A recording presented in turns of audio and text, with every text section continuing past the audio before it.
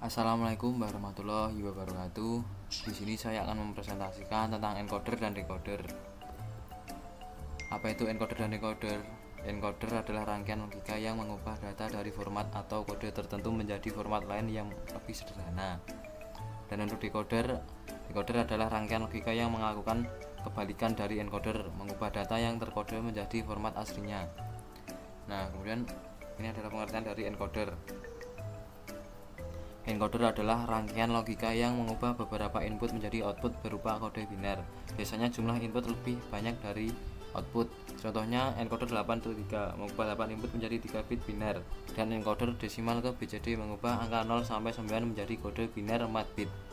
Encoder ada dua jenis, yaitu active high, aktif saat input bernilai 1, dan active low, aktif saat input bernilai 0. Untuk contoh kasusnya adalah sistem pemilihan menggunakan encoder untuk mengubah pilihan tombol menjadi sinyal biner, dan aplikasi dalam remote control TV.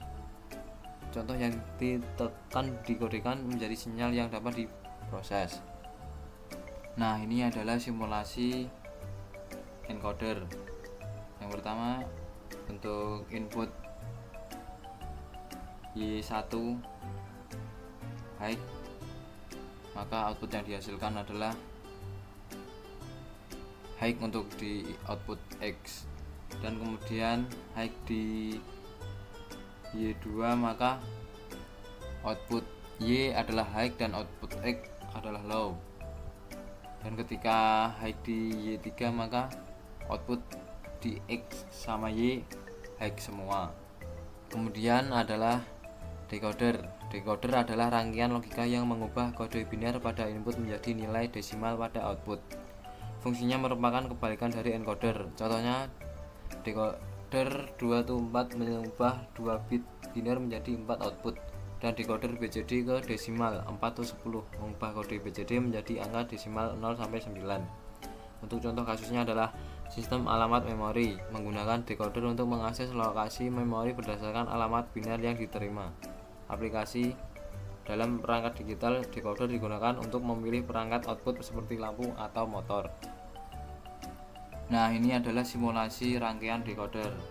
Pertama, yaitu input A dan B sama-sama high, maka output yang dihasilkan adalah Y3 high, dan untuk output Y2, Y1, Y0, maka output yang dihasilkan adalah low.